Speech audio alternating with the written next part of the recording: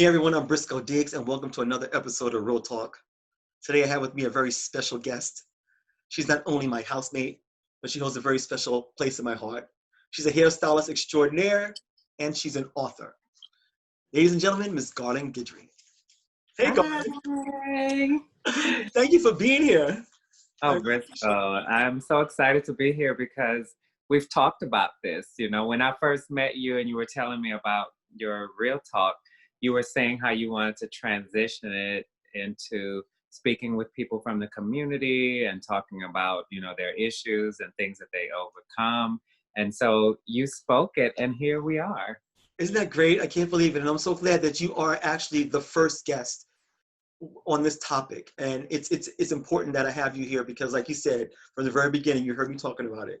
So first, let me ask you. I'd be remiss if I didn't ask you, how are you doing through all this COVID and this pandemic, and what's going on in the world as far as Black Lives Matter, etc. I mean, well, it's been very difficult. I would be lying if I didn't say that it wasn't.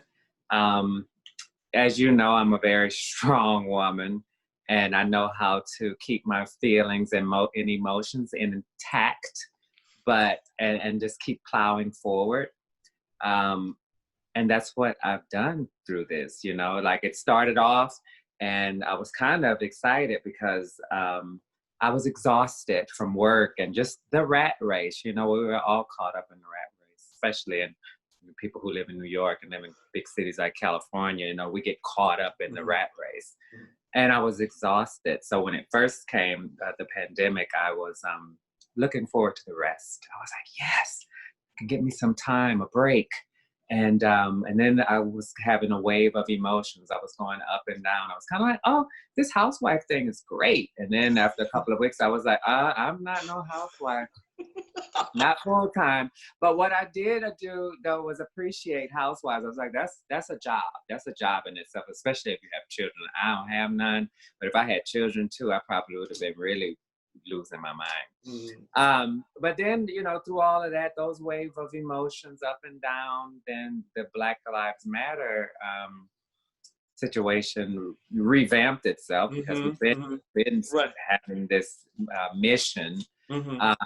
But when that happened, that was a whole other wave of emotion. Yeah. I don't even know how I'm actually existing right now talking to you with all of this stuff that just happened, right? It's almost like I feel surreal at this moment speaking about it. But it is real. It was real. We're experiencing that currently. You know, we're experiencing all of what we're talking about currently. And that was difficult because I didn't realize that, you know, there's three parts of me, right? I'm Black, I'm trans, and I'm a woman. And I worked so hard on figuring out what it means to be a trans woman, that I didn't really think about fully the biggest organ on my body, my Blackness, my skin. I never really fully embodied my Blackness. So really a lot of good things came out of the Black Lives Matter for me personally, because it helped me to embrace myself more as a Black trans woman and also our community. Right. So where are you from originally? I am originally from Louisiana. It's a small town called Slidell that's like right outside of New Orleans. I usually tell people I'm from New Orleans because most people don't know what Slidell is. Occasionally somebody might say, oh yeah, I know Slidell. Like, really? What? When I asked you and you answered, I was like, oh, like I didn't know already. It's like, we've never met, John. No. Exactly. So what kind of upbringing did you have in Louisiana, Slidell? Well, my father was a minister. So I come from a very Christian family, a very good family. We were like one of the first families in our small town. You know, everybody knew us because my grandparents were very well known. My grandfather was also a minister on my mom's side. And so we come from a long line of ministers. Actually, my mom kind of prayed my daddy into the ministry because he was as some of the old Creole. He was an old light skinned Creole man, green eyes, and he was a womanizer and all this stuff. And my mom prayed. You know, she prayed. She's a praying woman, and she prayed that he changed. And then the story was that my dad did like a 360. All of a sudden, he had some kind of encounter with God, and boom, he stopped going to the bars. He stopped whoring around. And, you know, I actually wasn't going to be born until he changed. So she wasn't having no more children. Oh, okay. So I came after that. So I got to see That's the good. minister dad, not the whore mama dad. So yeah, I had a very good upbringing though. I mean, it was quality. I learned a lot from going to church, even though most of the time I didn't want to go. But I learned so much. I mean, it just helped to mold me into the person I am today. So I would never say anything bad about how I was brought up. I'm grateful. That's great. And also one talent I know that you have is you sing, and you sang in the church as well. Is that right? I'm not sure.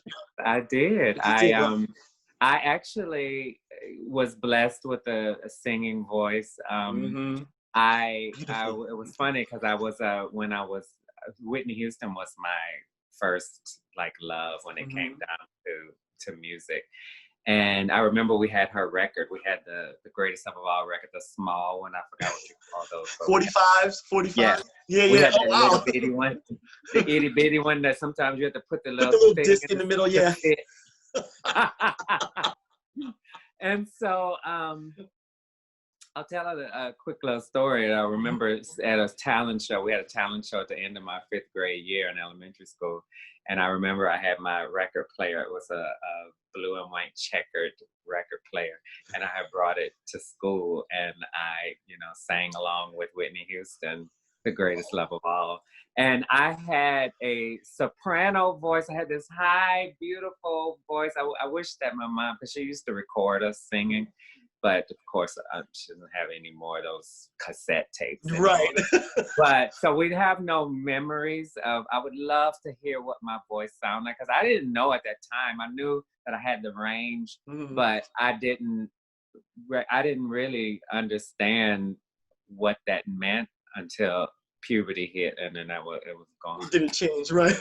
So that's when I stopped. I actually didn't like singing anymore after that. When I lost my range, this is like going in left field, but when I think about it, I was like, for me, that was taking away like my girlness, like that I had to go through that puberty transition of my voice, like lowering. That was like, oh my God, like that was like really tragic for me, and I never did I never utilized my voice again like that. And now I'm 45 years old, and I rarely, you hear me humming around the house, but it's hard for me to sing now. When you're not using those muscles, they constrict. Well, then it was a departure for you, I guess, to do the guest vocals on Caitlin's record.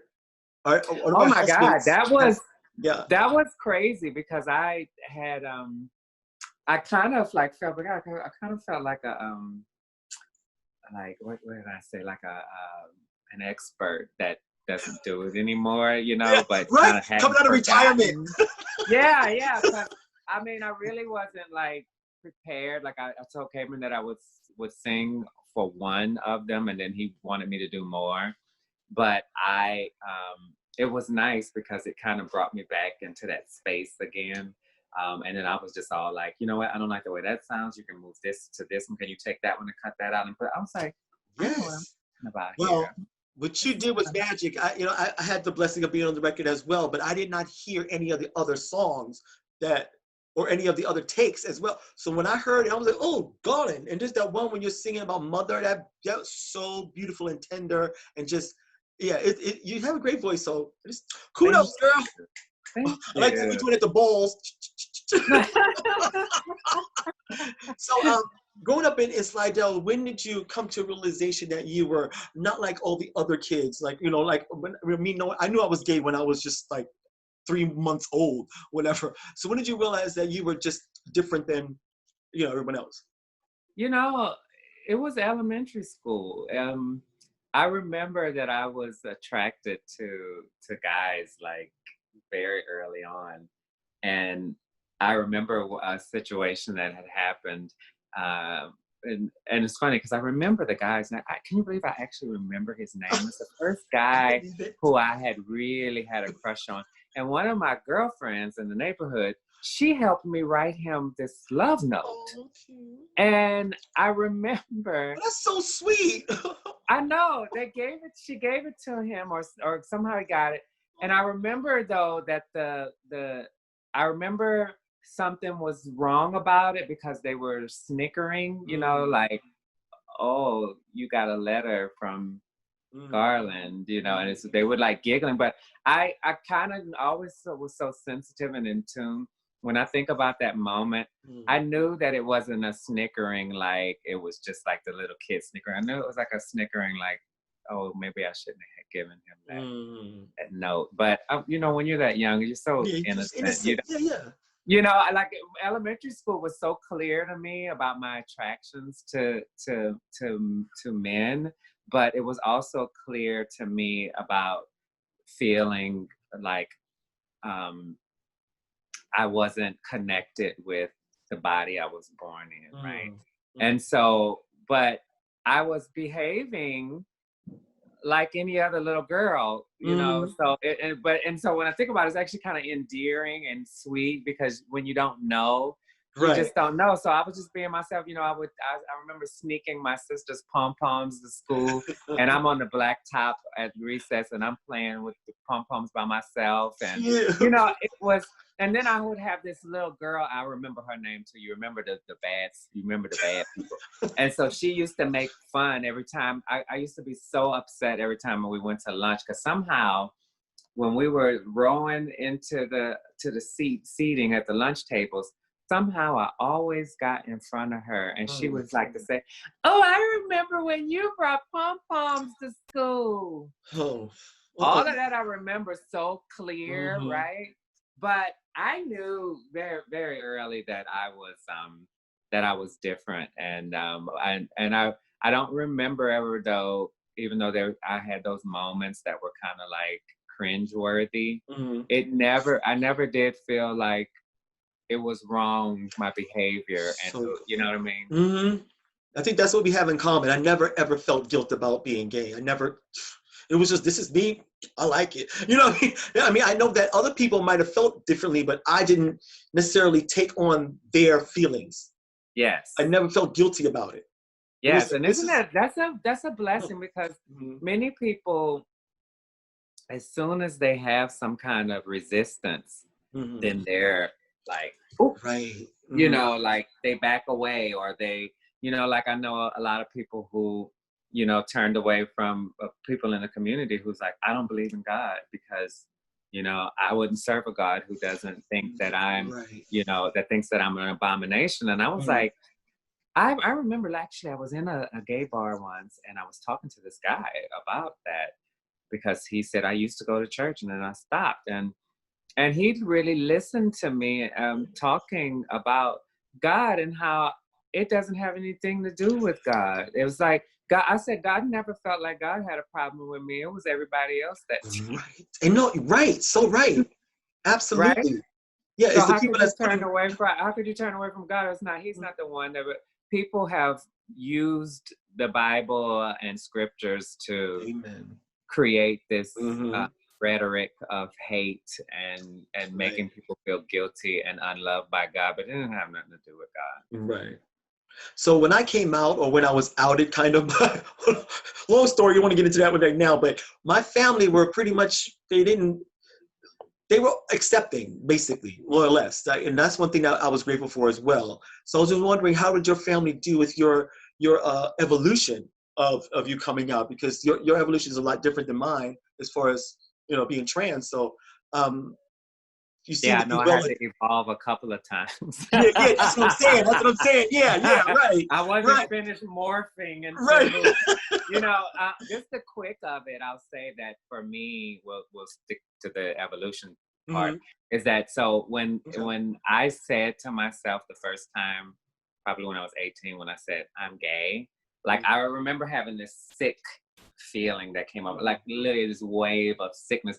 But I thought it was because I was so um distraught about coming to that realization. But today I realized it was like because I was not gay. Right, right, It right, was the wrong interpretation of what, you know, I right. thought that I was, or who I thought I was. But I also went through this, the first part of it was me thinking, you know, or headed towards being trans, right? Like I started like really more so started trying to start my transition, so to Mhm. speak, after high school. And then I was like so stressed out about that because I was like, Lord, I don't even understand this.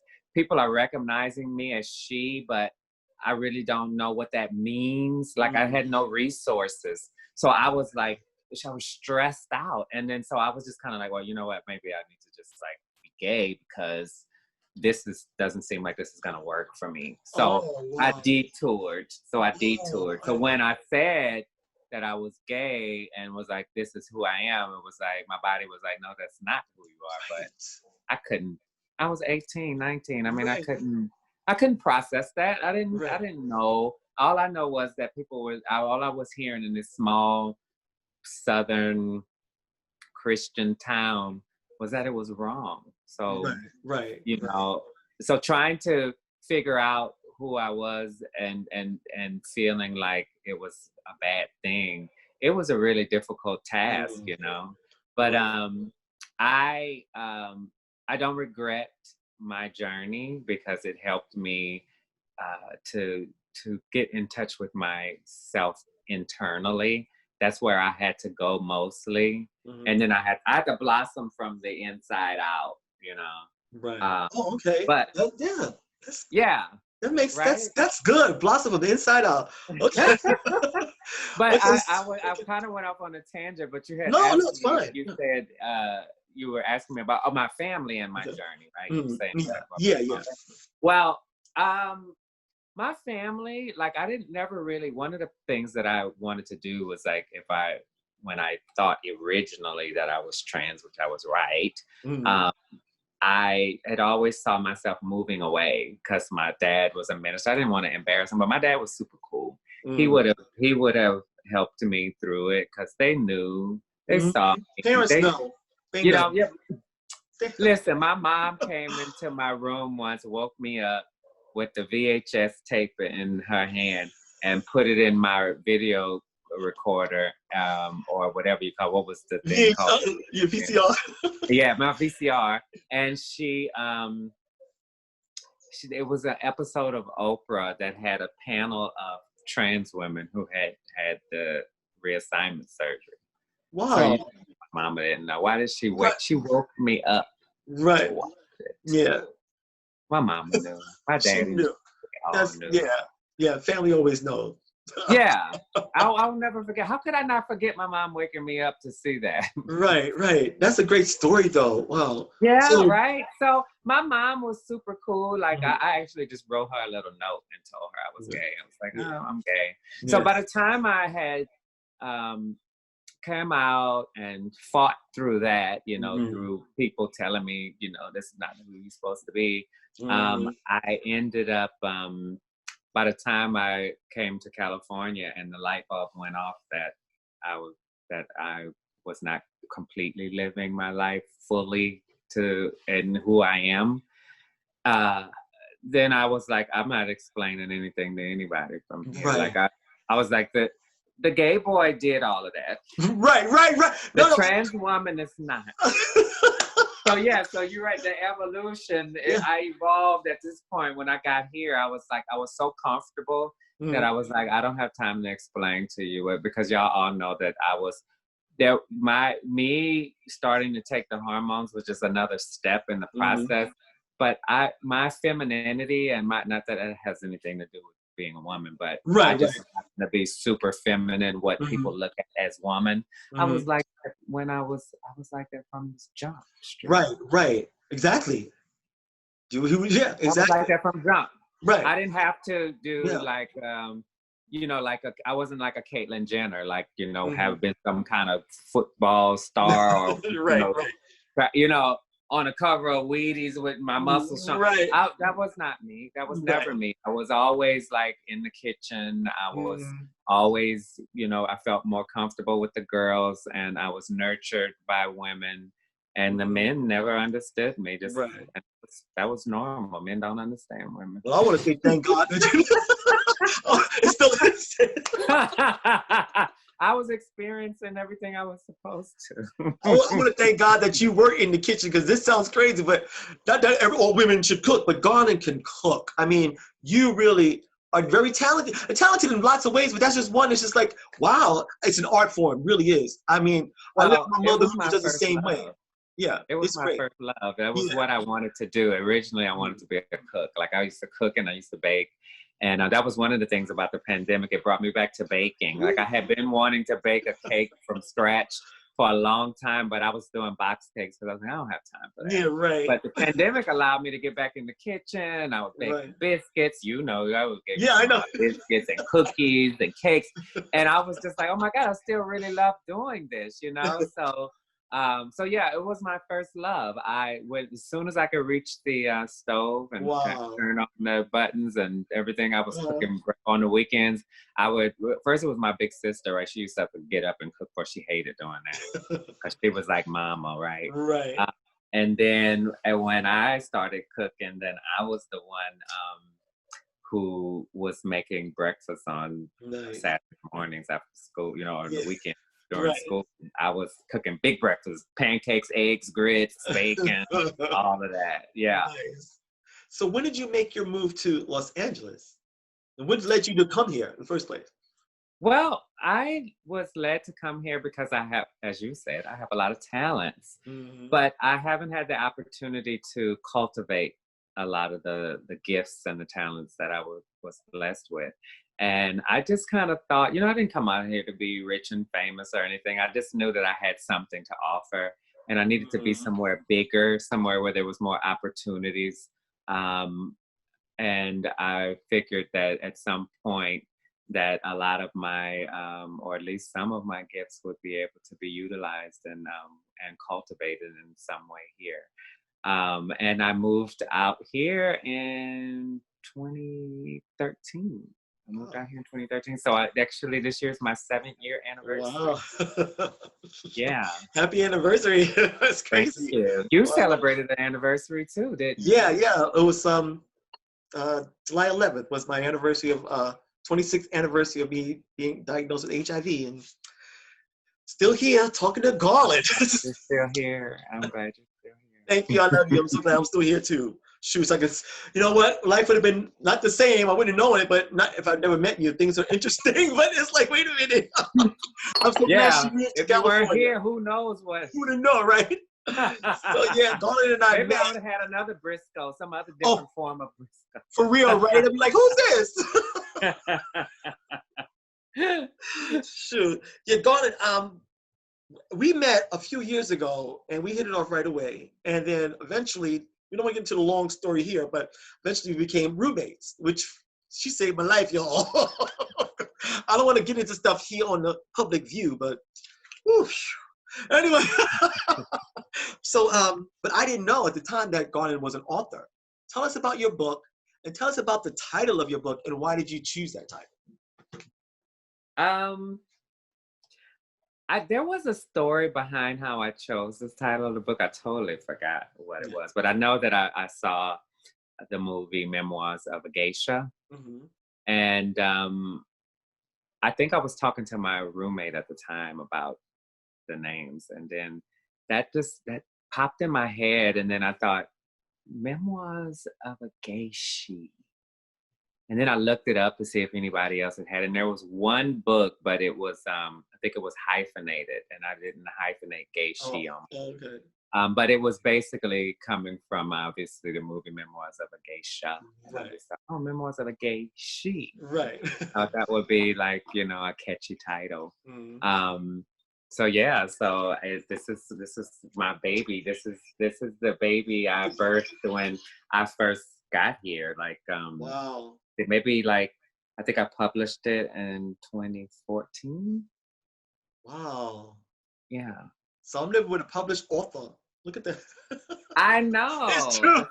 A self-published author. Seriously though, Uh, I mean, it's good too. It's so tell us what made you decide to write a book? What made you know that you had a book in you? You know what I mean? It's like that's oh, well, I used to always tell my clients my stories. I always had stories because I was always experiencing something, but I was not only having experiences, but I was like learning great lessons from those experiences. And so it actually created stories because it wasn't like I was just going through the same, things over and over again and not really understanding and just like constantly just talking about those same things over and over again where people say, oh, she's always just talking about the same thing over and over again. It never, mine actually had substance. It was like, oh, I mhm. went through XYZ, or this person said something to me and it caused me to feel this way. And then I was like upset with them, but I realized that I was the one with the problem. And then, I figured out how to,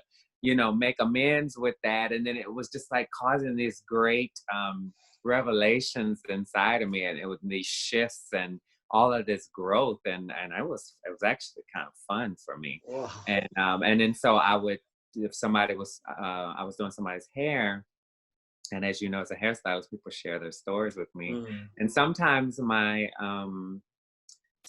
somebody would say something that would trigger something similar that I went through. mm. And I kind of like have a solution on how they could solve, the problem that they were having. And then people used to just love sitting in my chair and hearing my stories and experiences and the learning lessons from it, or the lessons I learned from those experiences. And they started saying, you should write a book.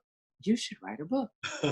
And then one day I was actually trying and I was typing something out and I was like, this is not working. I don't but on my way to California, I moved out here with a girlfriend of mine, and we were riding in separate cars, and I was by myself in my car for 3 days, and Mm. all of a sudden I was having like things was coming to me, and then I just was led to the book, and I knew exactly how I wanted to do it, instead of like having a timeline, setting up I forget what you call it, when you do an outline. Right. When you set up an outline, I didn't do an outline or nothing, because that was the problem in the beginning when I was trying, was that I was trying to tell this story from the beginning to the end. And Right. instead I thought, well, people said that they like my story, so what I'll do is I'll just throw all the stories in the book.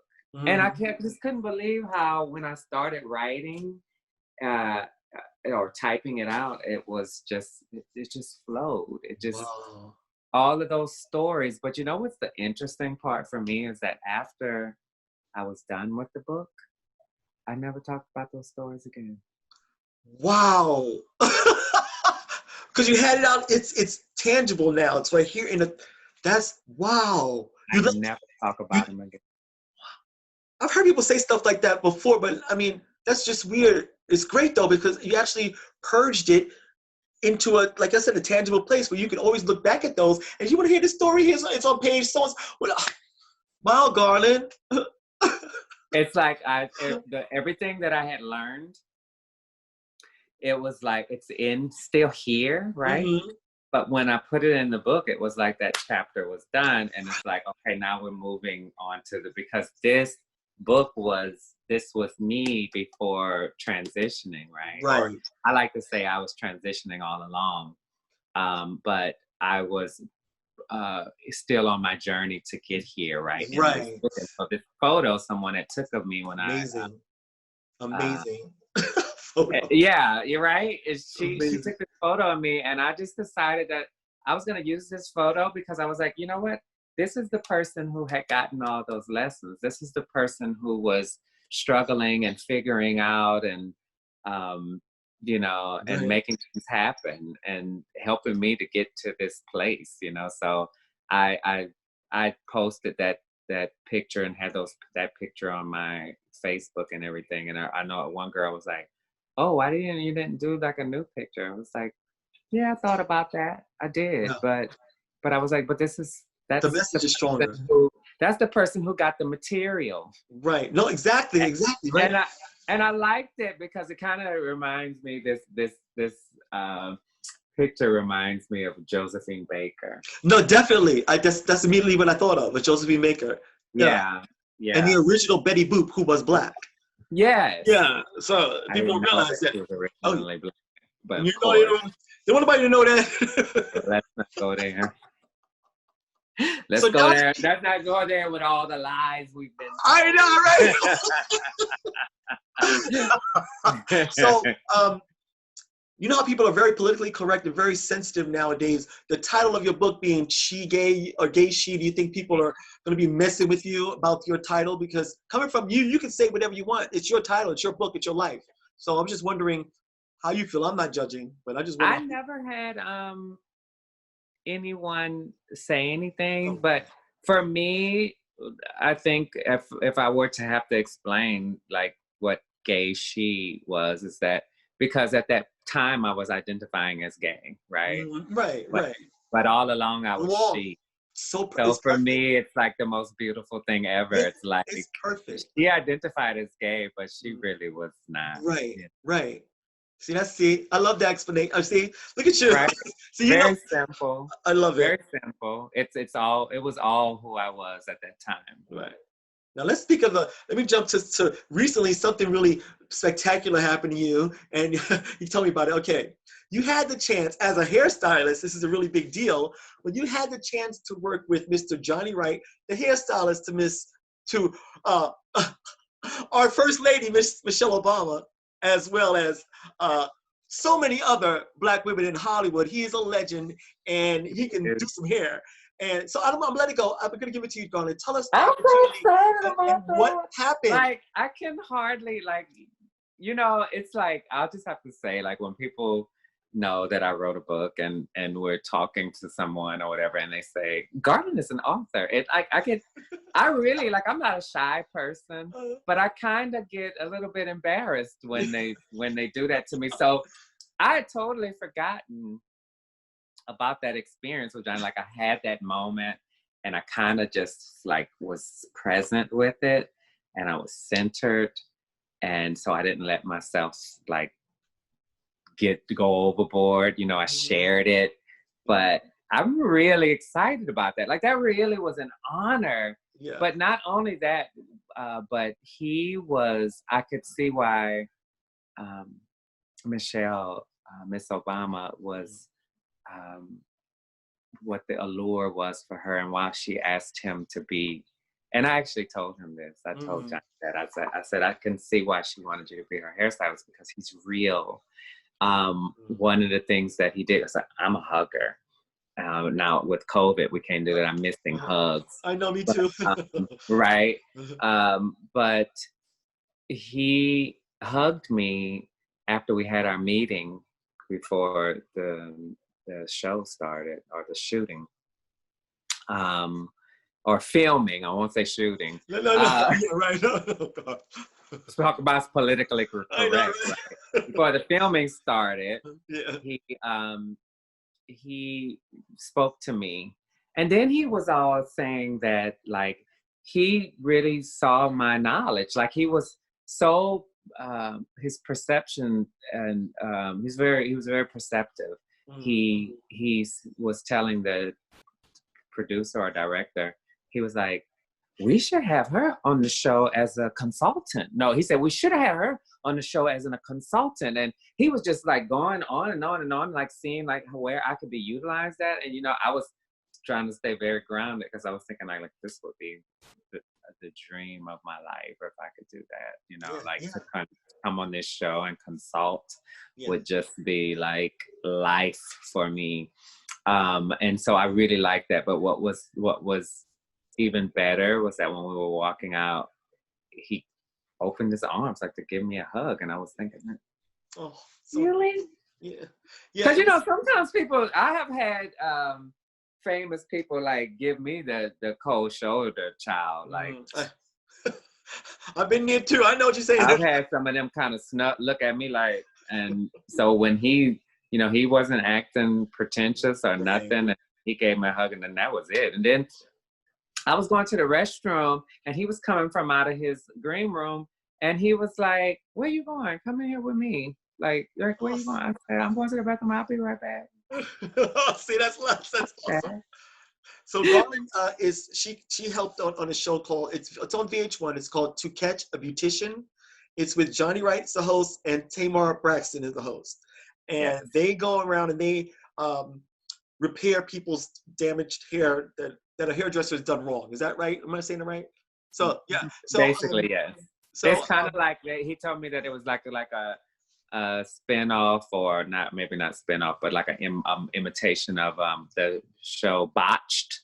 Right. Okay, I can see that. It's botched for your hair. Yeah. But you get to confront the person who botched you. Yes. Which is interesting. And I watched the show, and I'm telling you, it's funny. They have a great chemistry together, and they did their side-by-side thing. They did this during COVID. So they had to go back and they had to watch their show and then redo those testimonial things. And they have a great chemistry together. So I believe that this show's going to get picked up for a second season. And when that happens, they're going to be calling Garland because Johnny, call me Johnny. Yes, your episode. Johnny, you have my number, Johnny. Don't play. Yeah, right. It hasn't aired yet. Your episode hasn't aired yet. It should be airing. Oh, okay, great. Right, it should be airing next week, I hope. But I don't know if I could give the tea on what I actually. No, not yet. Don't give the tea yet. Let it air, then we can give the tea because we want to come back next season. Speaking of tea. So here comes to another special thing that's happening. Tomorrow is a very, very, very, very, sounds like a little kid saying this, but an extremely important and special day for you. And tell us about that. Well, tomorrow is actually going to be a birthday of twins. Are you gonna be birthing twins tomorrow? Right? That's beautiful. I think my friend Kiki said that something like that. That's not my original. That's not original. That is it sounds like Kiki though. I know, right?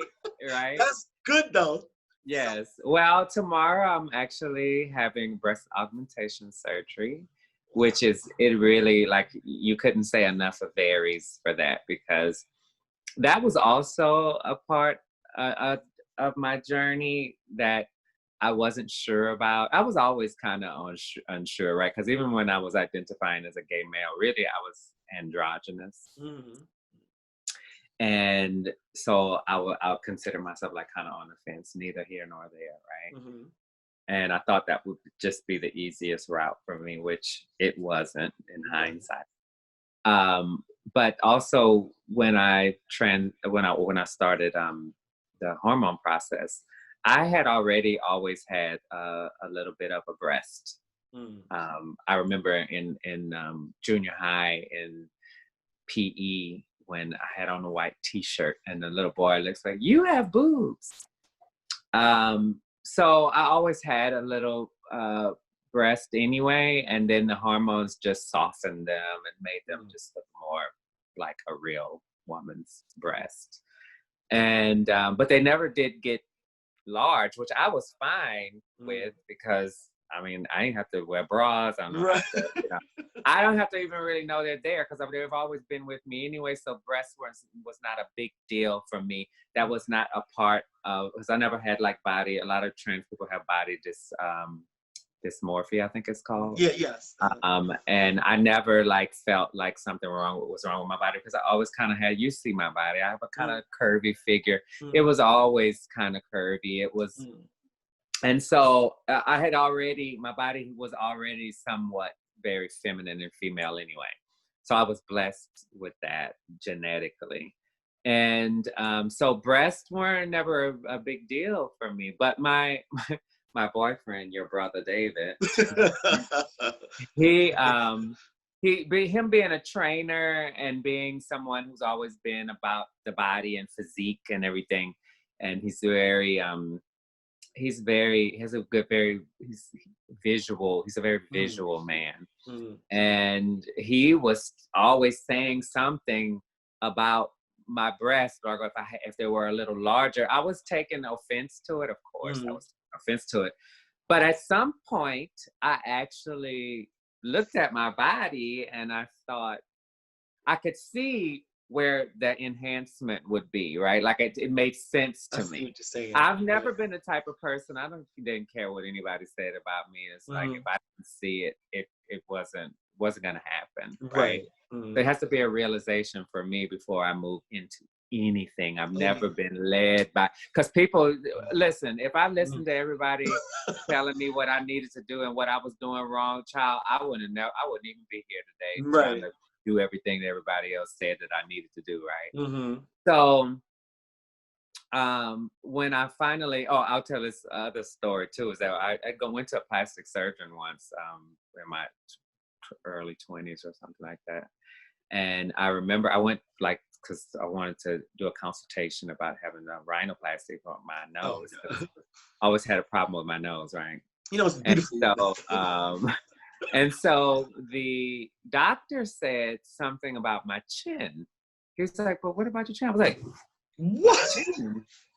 And I think I scared the crap out of him, because he looked like, "Oh no, I was just," and I was like, "Well, no, tell me now." What you see? Because I ain't never had a problem with my chin. What's wrong with my chin? Right? But then years later, I noticed, I looked and I was like, oh, my chin's kind of small. He was talking about putting in a chin implant. I don't want my chin to be like Jay Leno. I don't want no Jay Leno. But I noticed what he was saying, and even on my profile, I'm like, oh, okay, my chin is a little small, but I don't have a problem with my chin. Right? No, please.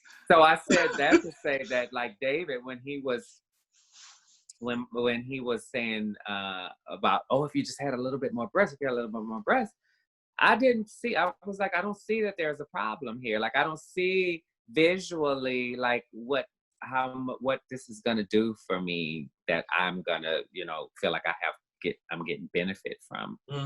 And then one day I was looking, I had a dress on or something, and then I looked and I kind of saw well, I mean, the proportions weren't quite right for that dress. Right? It needed a little bit more fullness up here. And then that's when I started seeing that will look hot to the left. So I had to evolve into it for myself. But I love that he was honest with me, and your brother don't have the most tactful way of saying things, but he really doesn't mean harm, you know?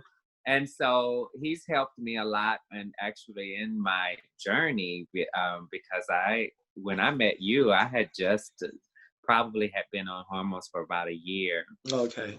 And so he got me in the beginning of that too. And ironically enough, I had prayed, I wanted a guy, my guy, my lover, someone to be there with me through my transition. And he's been there even with all of his harsh remarks. Right. He's helped me to develop. I'm about to get emotional. I'm not crying on your show. You're not gonna get me. But I'll tell you this, one of our friends said when David and I started dating, she told me, she said, Carlin, she said, ever since you've been with him, she said, you have just blossomed. She said, she just knew, she could just see the woman, she could just tell. And that man, he might work on my nerves a lot, but he does. He brings it. When that song, who sang that song? You make me feel like a natural woman. That is what he does.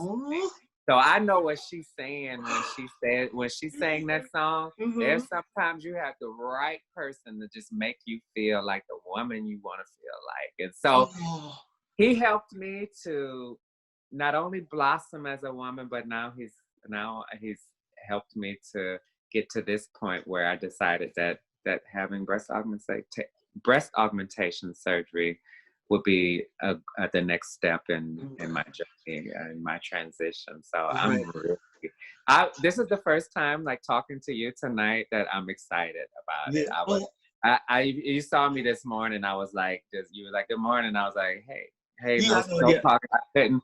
I I was know feeling you. Yeah. like tired. I was feeling overwhelmed. I was Oh, it's a feeling, lot.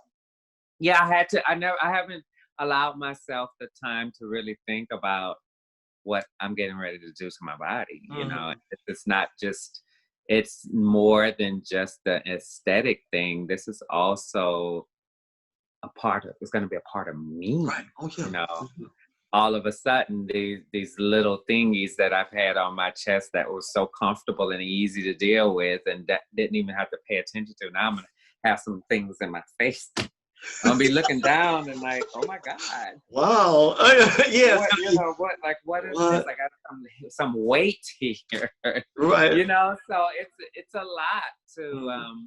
to digest and process, but thank you for asking Yeah. about it, because you made me Congratulations, feel happy actually. about it. Yeah. Thank you. And I'm. Thank you. It's time. It's Mhm. time. You know, it's like also for me as a woman, you know, it's like I still have like these high school girl titties.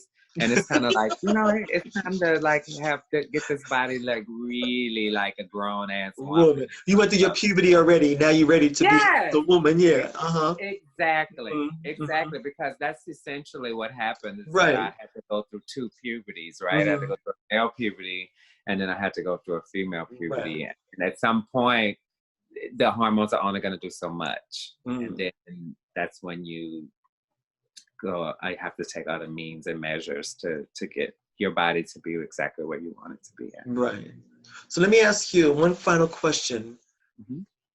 What would you tell, what advice would you have for someone who is trans, particularly a trans woman of color who is just realizing that they're trans, not just realizing they're trans, because, just realizing that this is who they really, really are, and they want to go further in their journey. Um, what kind of advice would you give them? Well, you know, it's all according to the age that they transition. Mm, Because for me, I transitioned, well, again, I hate to say it, that I started transitioning late because the whole journey was a process. I believe for everyone, even no matter okay. where they start, it's still, if you are a woman internally, right? Mhm. If you really are a trans person, it's always Big- there. It was Right, there from the beginning. So I don't right. just we just take a while sometimes to catch up to Mm, it, right? I knew early on, but then I detoured because I was like, oh, I'm not gonna be a real woman. How that doesn't make any sense to me. So mhm. I kind of rationalized my way out of it. So what I would say to someone, anyone actually, I guess it doesn't really matter when or where they start, is Mm, just to hopefully you have a support system. right. And if you don't, that's the first thing that you need to get is a support system. I've been very blessed to Mhm. have friends and family who care about me and who love me. And, you know, it's like I was saying earlier, being with David, I didn't realize how that was going to help me blossom. Who Mhm. knew, right? I Right, wasn't yeah. You don't going know what the in beginning. for Yeah, yeah. that. Uh-huh. But I also had someone who was accepting me and trying to learn about me, and so we were growing together. So it was a beautiful thing. So having that support is your foundation. You need that foundation because Right. depending on whether or not you were more, you know, if you need more work done, because there's a lot of trans women who um, might not be as feminine, you know, or have the feminine features or whatever. Um, there's a lot of issues that can come with that because you don't Mhm. want to be out and be misgendered.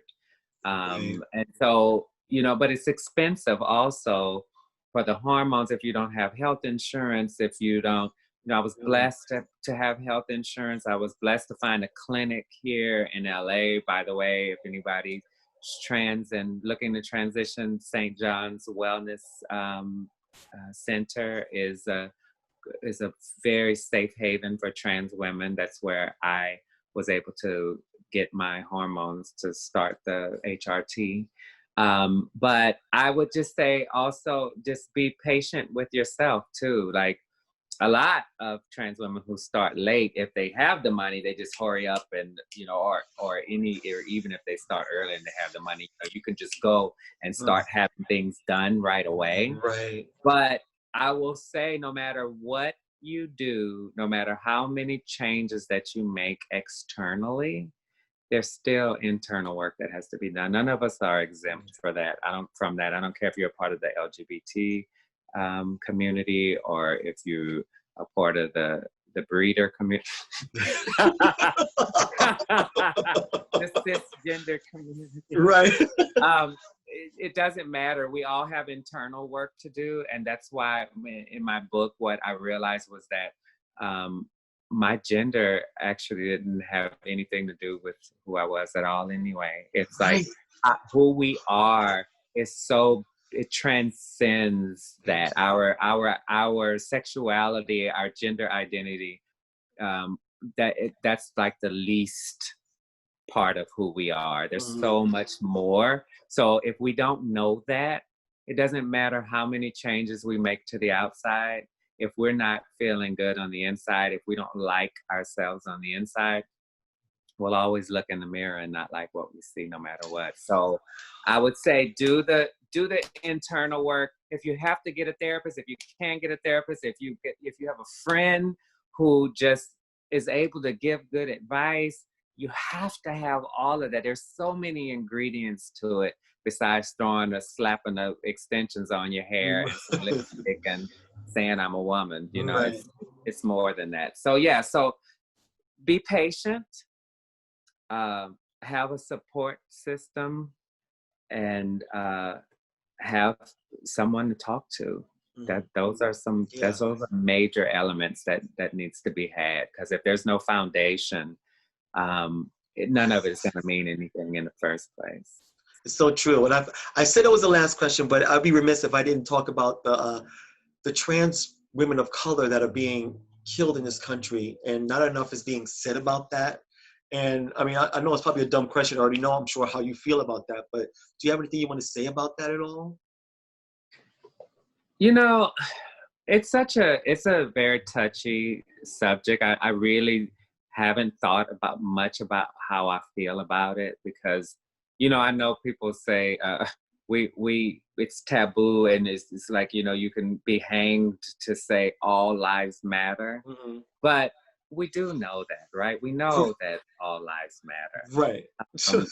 And so I get that, but there's also things that it also goes just so much deeper for people of color, because I mean, we have just a history of being violated, and you know, but what is the most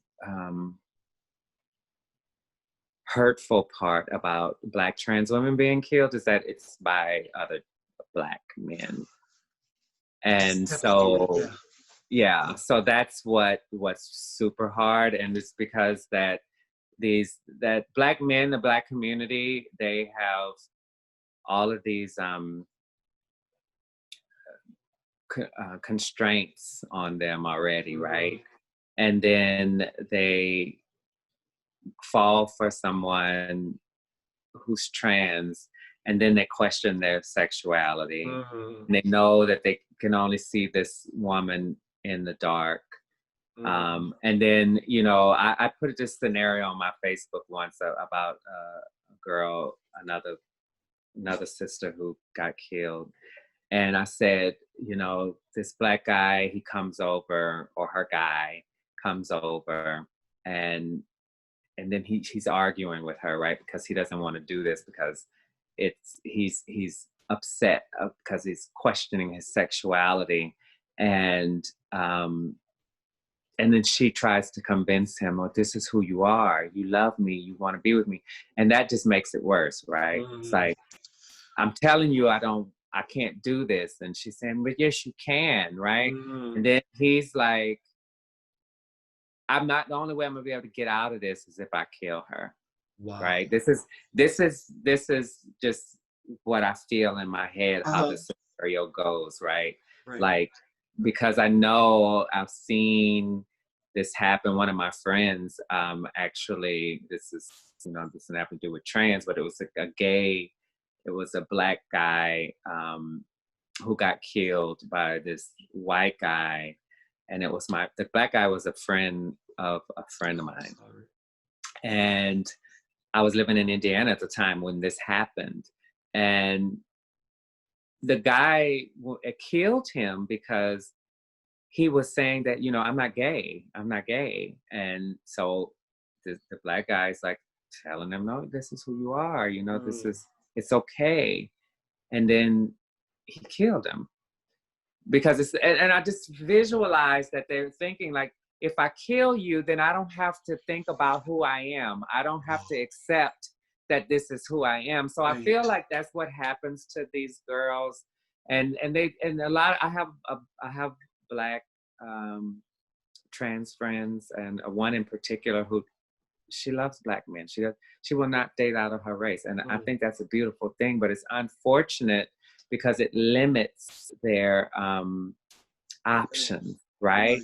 And unfortunately, a lot of Black men are not out about their transness. Right? But I was talking to our trans roommate last night, and she said that that now, though, it's starting to become more normalized because Malik came out as he did, and I like that.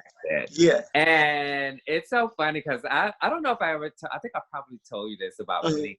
In 1998 or 97, he was shooting. I was in New York, and they were doing New York Undercover, right? I know, I love that show.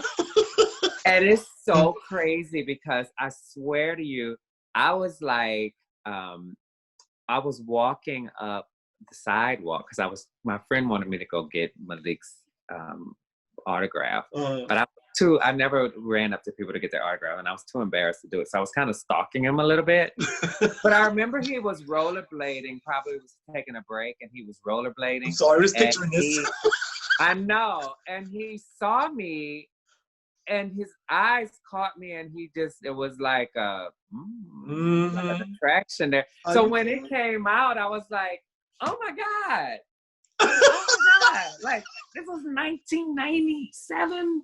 And I was like, oh, crazy. So anyway, it's, I feel like, we were talking about how it's the more men that come out about being trans attracted, the less frightening, it would be, and the less men will feel like they're doing something wrong, right? And it's almost like they're killing the problem. They think that the woman is the problem, so I'm gonna kill the problem so that way I don't have to. I could be completely left field on that, but that's what comes to me. No, with the situation. It's the only way I can rationalize it, because otherwise, why is this happening? Why? And I think the reason why it's interesting that we're starting, just because the internet and stuff is here. This has been happening forever. Trans women have been getting killed, gay people, whatever, have been getting killed forever. But now we're seeing it because we have social media, and I think it's a really disappointment thing. It's just talking about it's not just, okay, yes, trans women are getting killed, but it's just women, period, are on the lowest of the totem pole, no matter what. Look at Breonna Taylor. This little girl, this woman, to me she's a little girl because I'm 50-something years old. She was shot and killed in her own freaking house, and they're lollygagging about what to do about getting her killers brought to justice. So of course a Black or Latina trans person is not going to be on the lowest. Oh, child, we don't know. We'll figure that out later when we get a little white girl that was kidnapped the other day. First, I'm not saying don't worry about a little white girl. Worry about all of them. So it burns me. It just gets me so upset. That's why I say I get when they say all lives, but a lot of people are saying all lives matter because they're just saying, well, why you gotta be so? They're trying to be derogatory, but really, we all need to be.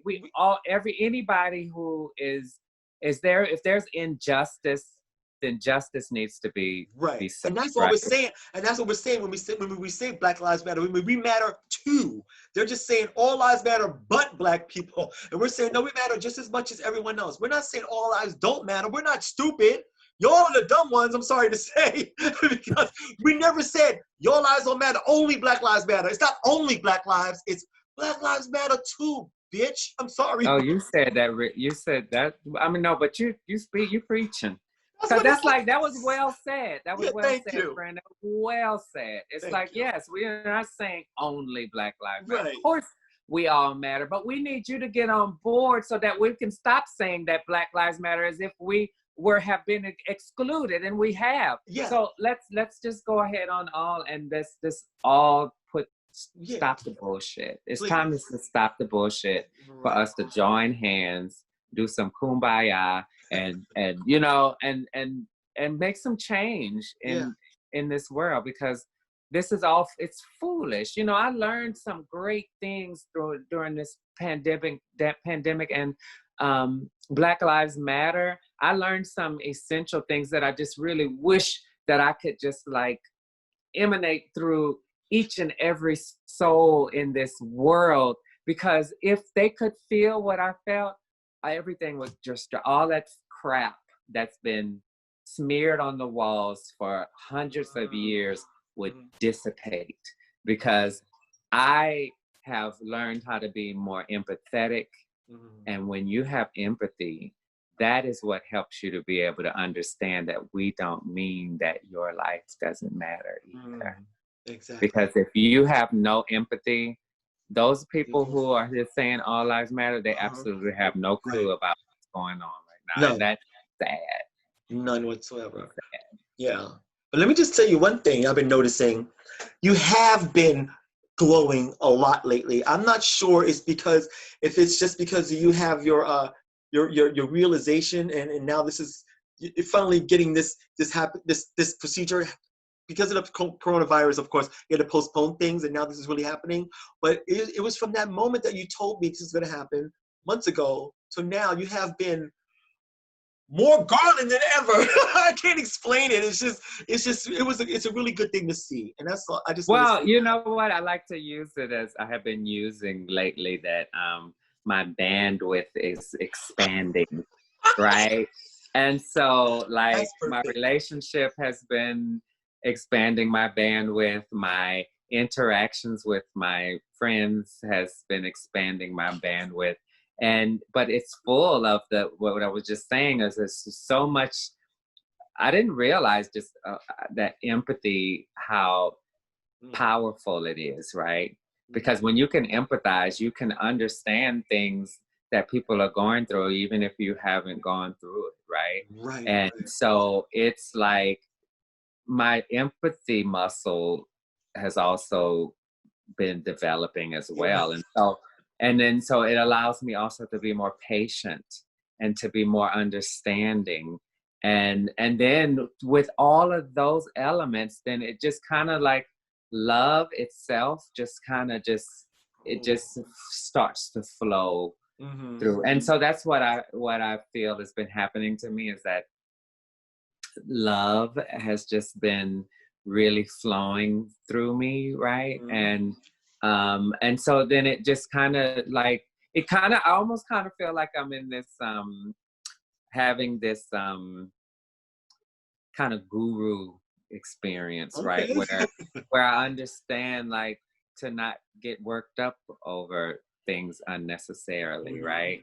Like, for instance, my doctor, well, first, you know, my appointment, my augmentation surgery was supposed to be in April, and then the pandemic happened. I had to cancel it. And then now it's kind of resurging. So I was kind of thinking like, oh, are they going to end up they're closing things down now? Are they going to end up canceling the surgery? And although I'm ready to get it over with, I was also thinking, then they also told me my appointment was supposed to be, my surgery was supposed to be Monday. And they moved it to Wednesday because they said, my doctor hurt his arm. What? Wait a minute. What? Of course I don't want him to work on me. One arm.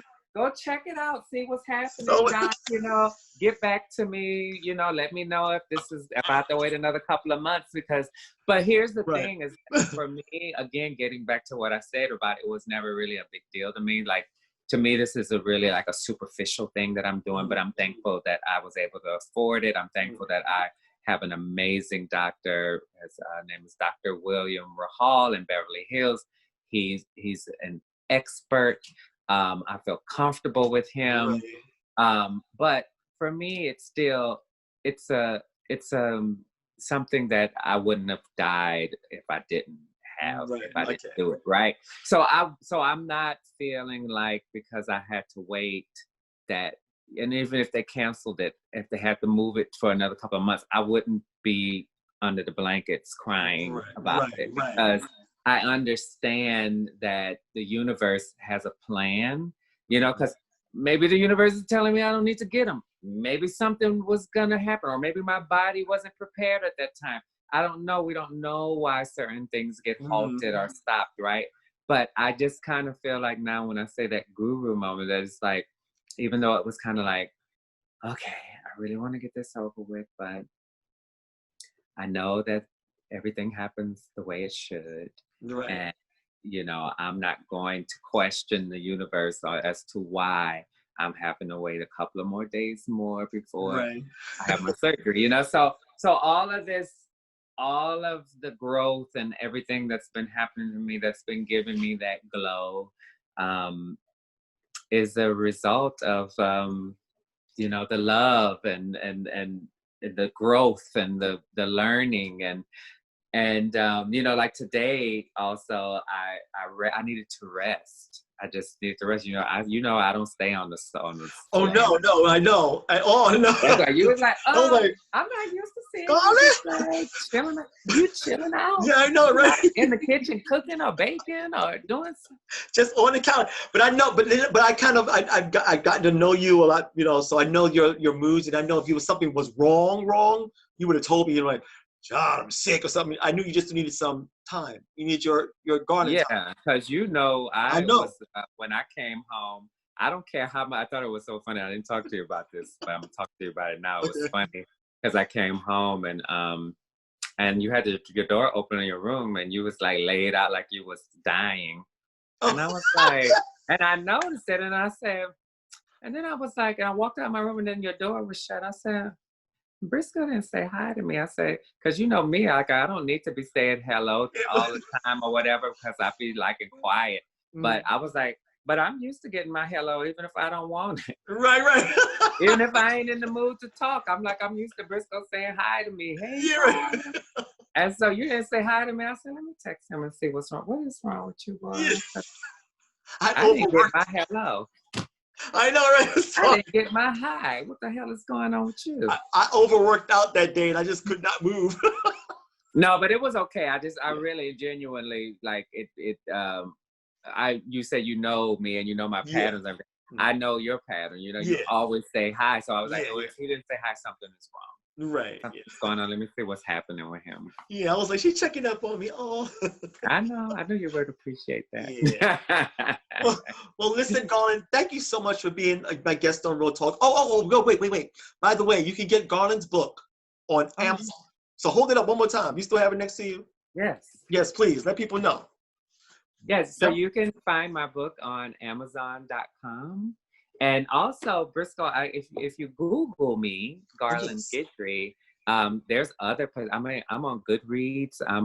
It's on a Barnes & Noble online. Oh. There's other avenues from which you can purchase my book. Yeah, every now and then I'll go and Google myself just to see where else, what else is popping up. But the other day I actually Googled and I saw Barnes and Nobles and Goodreads. Goodreads is great. I have Goodreads on my my tablet. So see, some people do. So that's why I figured I should start sharing some of the other links too. That's perfect. Yeah, exactly. So we'll put that up there as well. Well, thank you so much, Garland, for being You're here. welcome. And we'll check back on you and see how you're doing later after the twins. Yes, of course. I'll be having on one of my new tops. I went shopping and got some cute little tops showing my cleavage and all that. Yeah, oh yeah, she's also a fashionista, and it's just natural. She don't be trying too hard. She just knows how to do it. From my mama. She get it from my mama. Well, thanks again. And also I want to tell everyone, if you have a dream in your heart and a plan, it's never too late. Isn't that right, Garland? That is so right. I love that. I love that, Briscoe. And I love you. I love you too. You have a good night. You Night, too. everybody. Stay safe out there. Wear your mask and wash your hands. Yes.